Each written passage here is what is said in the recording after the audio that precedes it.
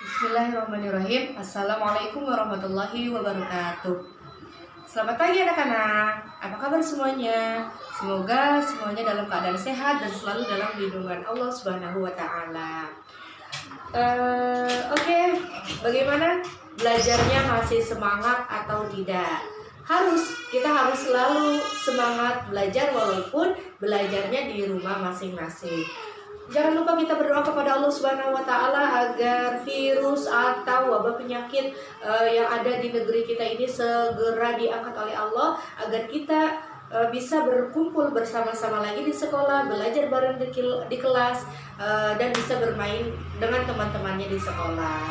Oke, hari ini Bu Lala akan membahas materi yang kemarin telah diberikan.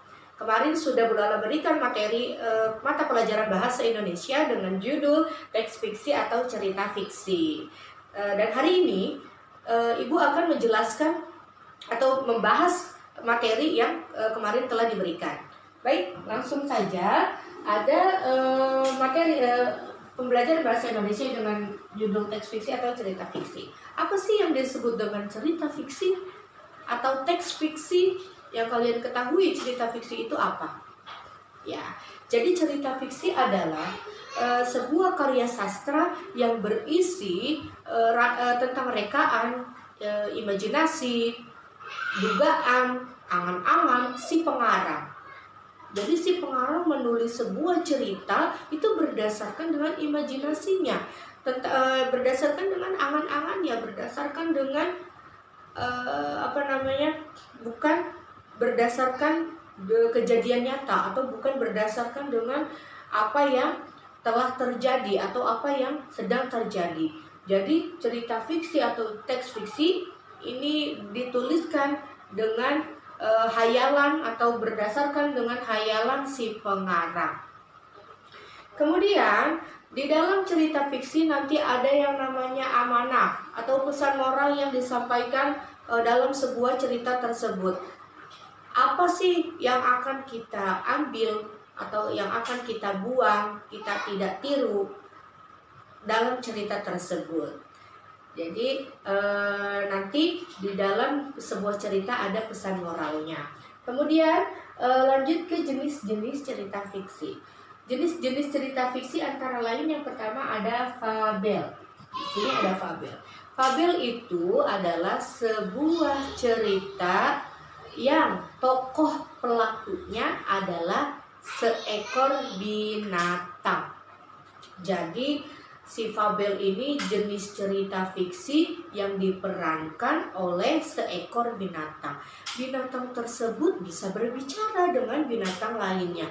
Binatang tersebut mempunyai rasa suka marah, ada yang pemalu, ada yang baik hati, ada yang suka menolong, ada yang sombong dan lain sebagainya, sesuai dengan karakter yang diperankan oleh si binatang tersebut. Contohnya, ada yang tahu contohnya? Betul, contohnya adalah si kancil yang cerdik, si rusa yang malang, serigala yang licik. Nah, itu semua adalah contoh dari cerita fabel yang diperankan atau tokoh pelakunya adalah seekor binatang. Kemudian lanjut yang kedua ada legenda. Legenda itu adalah cerita yang dipercaya oleh beberapa penduduk setempat itu benar-benar terjadi. Jadi maksudnya cerita yang berisi tentang asal-usul terjadinya suatu tempat. Jadi penduduk setempat itu percaya bahwa cerita itu memang benar-benar terjadi. Cerita legenda berasal dari kisah-kisah pada zaman dahulu yang ada hubungannya dengan dengan peristiwa sejarah pada zaman dahulu. Contohnya asal-usul Danau Toba, asal-usul Banyuwangi. Terus kemudian ada lagi asal-usul terbentuknya Tangkuban Perahu. Lanjut yang ketiga ada dongeng. Ya, Jadi dongeng ini adalah sebuah cerita yang benar-benar tidak terjadi. Jadi dongeng ini bentuk cerita tradisional yang ceritanya disampaikan secara turun-temurun oleh nenek moyang. Jadi memang hayalan, tidak benar-benar terjadi. Contohnya ada Cinderella, terus ada Timun Mas. Ada apa lagi? Ada dongeng Malin Kundang. Betul. Kemudian yang keempat ada cerpen. Cerpen ini adalah cerita pendek. Jadi karya sastra yang menceritakan kisah manusia lewat tulisan secara singkat dan pendek. Jadi cerpen ini biasanya si pengarang ingin menceritakan seseorang, tapi berupa angan atau berupa hayalan. Seseorang itu misalnya mempunyai sahabat yang satu dengan sahabat yang lainnya. Contohnya dengan judul persahabatan, atau dengan judul sekolahku yang nyaman, atau dengan judul aku berlibur ke pantai. Nah, itu bisa disebut dengan cerita pendek, tapi berdasarkan dengan hayalan. Kemudian yang kelima ada novel. Novel adalah karya sastra yang menceritakan karya sastra atau prosa yang panjang yang menceritakan tentang rangkaian cerita seseorang dengan orang-orang di sekelilingnya. Jadi novel ini biasanya berbentuk prosa panjang. Jadi dia satu buku. Contohnya ada novel Laskar Pelangi. Ada yang udah pernah baca novel Laskar Pelangi? Nah, itu adalah contoh dari jenis cerita fiksi, yaitu jenisnya berbentuk novel, jadi prosa panjang. Kemudian di dalam cerita fiksi nanti ada yang namanya unsur instinktif. Ya, unsur instinktif ini boleh dilihat. Yang pertama ada tema. Jadi kalau dalam cerita fiksi, kalau tidak ada temanya, kita nggak tahu cerita apa ini. Nanti kita akan tidak tahu ceritanya yang akan dibahas adalah apa gitu. Jadi utamanya adalah kita harus menentukan tema yang akan kita bahas, yang akan ditulis oleh si pengarang. Kemudian yang kedua ada alur. Alur ini adalah ceritanya bagaimana nanti, misalnya si kancil yang cerdik ini bagaimana, sifatnya harus bagaimana. Kemudian setelah itu si kancil harus berjalan kemana, melewati apa. Nah, ini disebut dengan alur cerita. Jadi alur cerita ini adalah sebuah perjalanan cerita tersebut. Kemudian yang ketiga ada konflik. Konflik ini harus ada di dalam cerita fiksi. Kalau tidak ada konflik atau nanti ceritanya kok seperti ini, tidak nyambung. Jadi ada konfliknya. Nah, si kancil yang cerdik, ada hewan lain atau binatang lain yang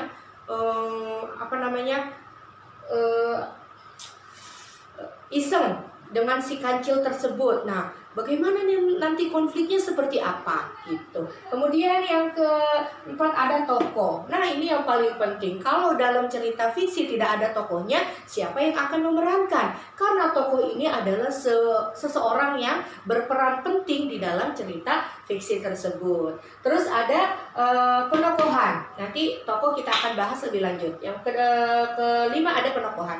Penokohan ini juga sangat penting.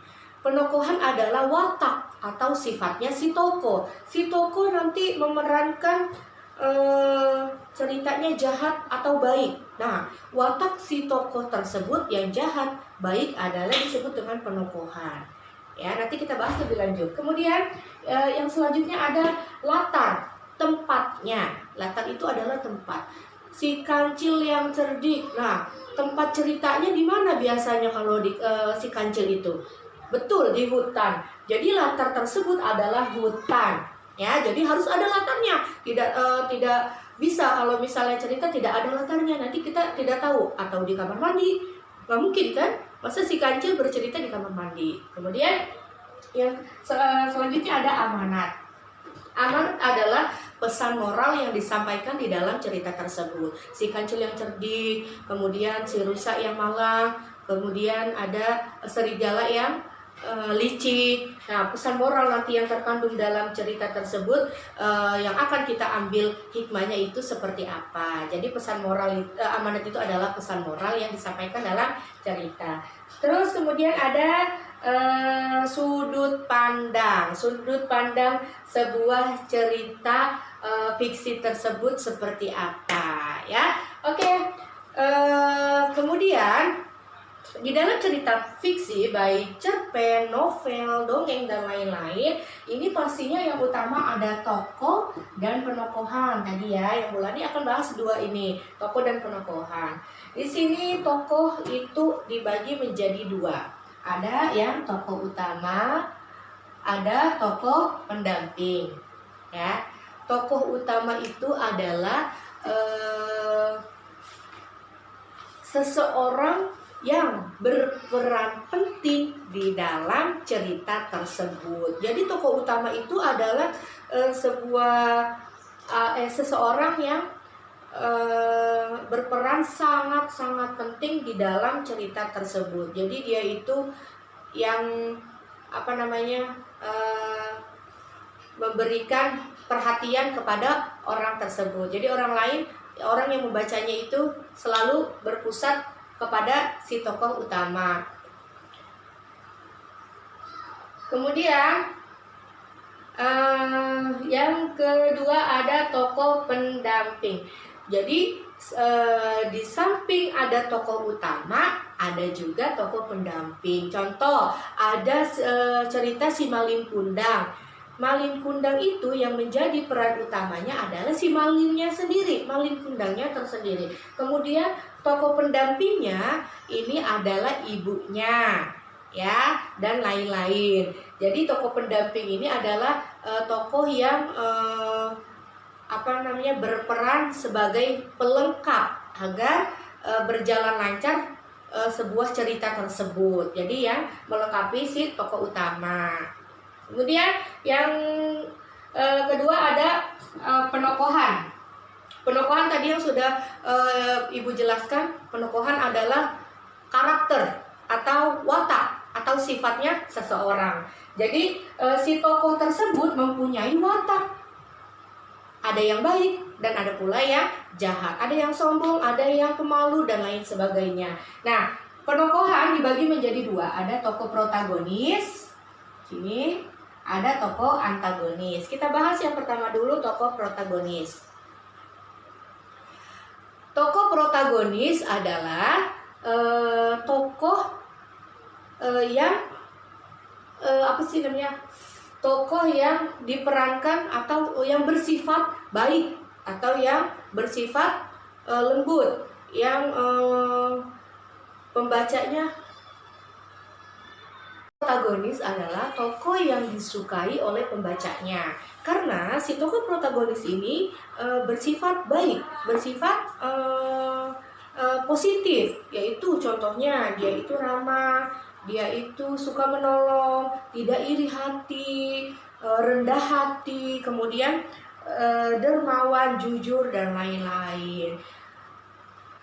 Yang memerankan orang yang memerankan tokoh protagonis yaitu si Bawang Putih. Kan ada film Bawang Putih Bawang Merah, ada sebuah cerita Bawang Putih Bawang Merah. Nah, si Bawang Putih ini adalah contoh dari orang yang mempunyai sifat protagonis, karena si Bawang Putih ini adalah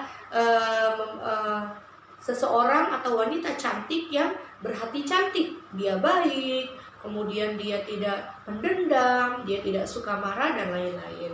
Kemudian yang kedua ada tokoh antagonis. Tokoh antagonis ini adalah tokoh yang tidak disukai. Jadi kebalikannya dari protagonis. Tokoh yang tidak disukai oleh si pembacanya, karena si tokoh antagonis ini mempunyai sifat yang jahat. Contohnya, dia itu pendendam, iri hati, tidak suka melihat temannya bahagia, tidak suka melihat lawan ceritanya senang, kemudian sombong, terus tidak mau menolong, pembohong, suka pamer, dan lain-lain. Dari cerita bawang putih dan bawang merah, yang mempunyai tokoh antagonis adalah si bawang merah. Si bawang merah ini jahat kepada si bawang putih karena tidak suka bawang putih itu cantik, mempunyai hati yang cantik. Nah, oke. Dari penjelasan hari ini, ada yang ingin bertanya? Jika masih ada pembahasan yang belum dimengerti, bisa kalian catat di buku tulis. Kemudian nanti ketika ada sesi pertanyaan bisa langsung ditanyakan oleh Bu Lala. Jangan lupa di rumah sering-sering mencari cerita fiksi, boleh berupa fabel, dongeng, cerpen, novel, legenda, dan lain-lain. Kamu bisa cari di YouTube, bisa nonton di YouTube, bisa cari ceritanya juga di Google ya. Jadi untuk menambah wawasan kamu dalam cerita fiksi tersebut ya. Oke, kurang lebihnya mohon maaf. Harus masih tetap semangat belajarnya. Besok kita akan lanjut ke jadwal berikutnya dan kita akan bertemu di lain kesempatan. Selalu jaga kesehatan, jangan lupa cuci tangan sesudah dan sebelum melakukan kegiatan ya. Baik, sekian dari Bu Lala. Kurang lebihnya mohon maaf. Assalamualaikum warahmatullahi wabarakatuh.